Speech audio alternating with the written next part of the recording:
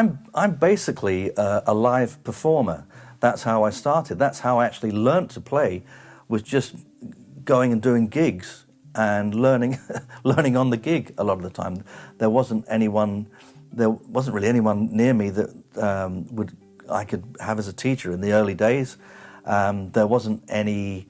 We didn't have the music establishment, the colleges that we have now, where you could study music that wasn't classical music. So I got to a point where I could just play well enough that someone said, well, we're playing for a wedding on the village hall on Saturday.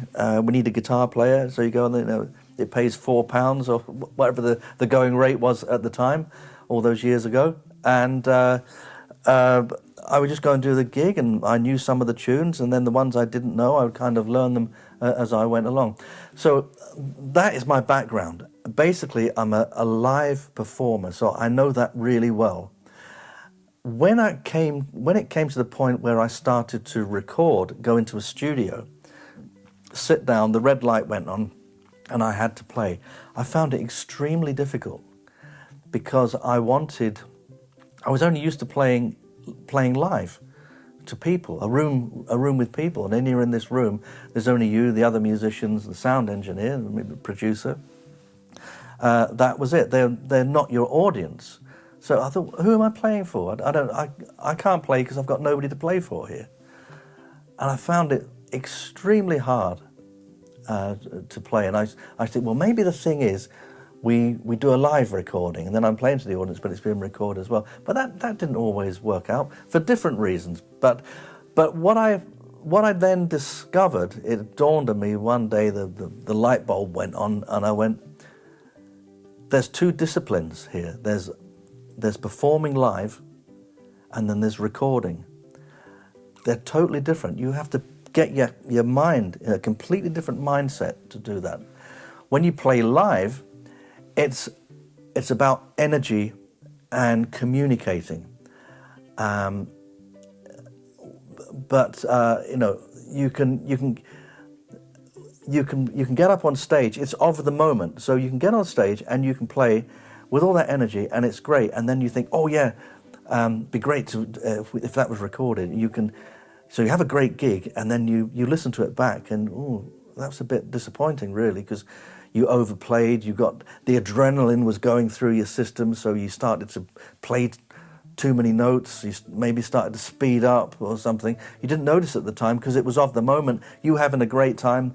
Everyone else in the band was enjoying it. The audience were enjoying it. It was fantastic. And it's recorded, and you say, "Oh, I've got to hear that. It's going to be wonderful."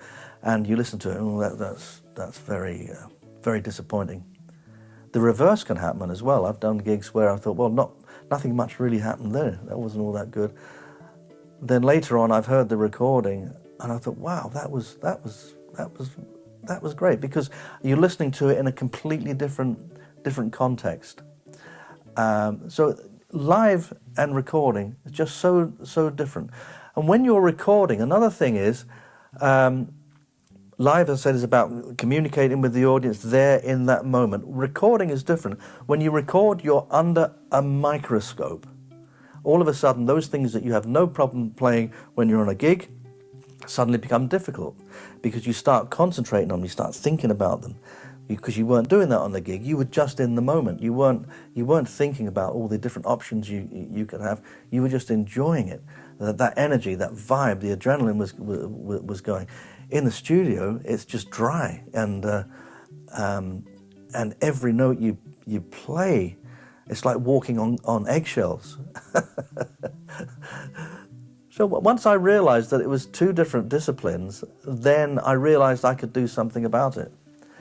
And so when I'm in the studio, I get into a different vibe. You have to learn how to relax in a studio. It's a completely different thing. When you play live, it's of the moment, and then it's gone. When you record, it's there forever. That's another thing. That's always in the back of your mind. You think, this is going to be played over again. It's going to be played over again. And I'm going to have to listen to this, and it's going to drive me crazy to hear this. So then you start seeking perfection in what you're playing every note perfectly, then of course you can't play. It's like playing the guitar with handcuffs on. You just can't do it. It's dreadful, and you get all kind of worked up, and I just can't play, and I'm no good in the studio. Well, once you realise that it's just getting that same relaxed state of mind, but remembering that it is not just of that moment. This is under the microscope, and you have to be a little more measured in the way you play. And some people say, well, yeah, studio recording, it doesn't have the same energy as a live recording. No, because once in a while you can capture that on a live recording, but most of the time it doesn't really work in that kind of way. When you record, you cannot record as if you're doing a live gig. You have to realise that you are under that microscope, and it's going to be played over and over again. It is not just of the moment. The other thing is that we're not always the best judge of how we're playing. We can really beat ourselves up some of the time we're playing something, and then you listen to it back, I can't listen to myself. One thing you should do, when you've recorded, you cannot judge how you're playing, whether you're playing good, bad, or indifferent, when you're actually doing it. You can't really be the judge of that, or even shortly after you've done it. You need to give yourself time before you listen.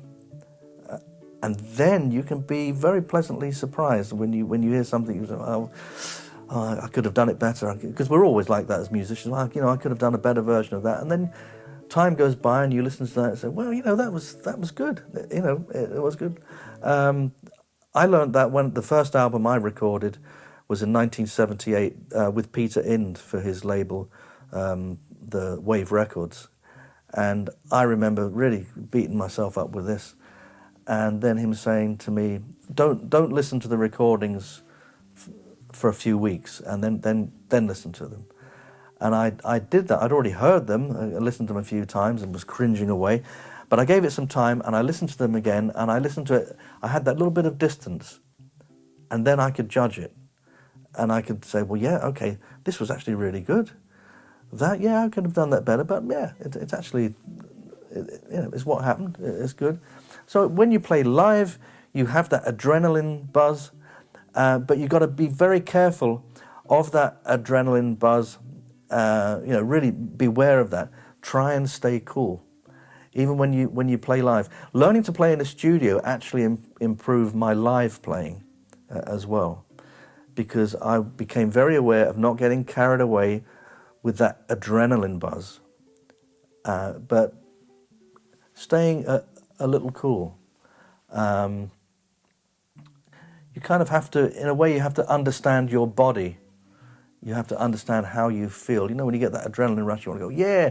It's like a bungee jump or something. Not that I've ever done a bungee jump, but you've got that real buzz going, and you just want to play, and then you can.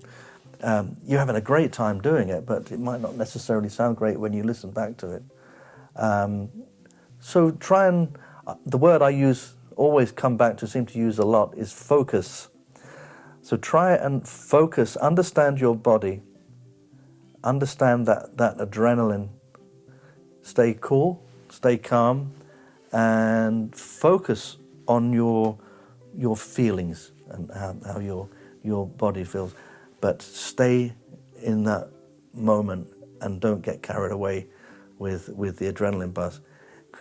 It'll make you'll feel great, but when you listen back to it, you might not feel so feel so great. That's happened to me a few times. But yeah, that's once I realised that they were two completely different animals, I understood that. Now, when I was working with Stefan Grappelli, he told me about when they played live, and when him and Django actually went in. Well, it wasn't a studio. They should go into a room and sit around a microphone, and he said they all had completely different techniques and approach to playing in a recording situation to playing live.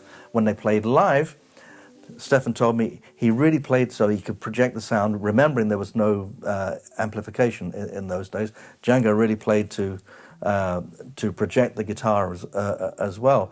But then they found when they went and recorded, they could get into more finer things, into more kind of finesse. That's why when you hear their recordings, you can hear that they were that there's a lot of subtlety in their playing, which kind of would have, even if they'd have tried to do that in a live situation, you probably wouldn't have heard that.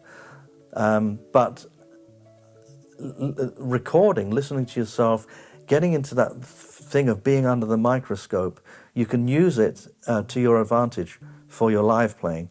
And playing in a studio has improved everything for me, because when I'm recording, I listen back to it and I can really hear myself, just have that little bit of space, and I can judge whether it's good, bad, indifferent, whether I'm happy with it or not, should I do it again or not. And I can carry that on to when I'm actually on stage performing. It improves the live performance.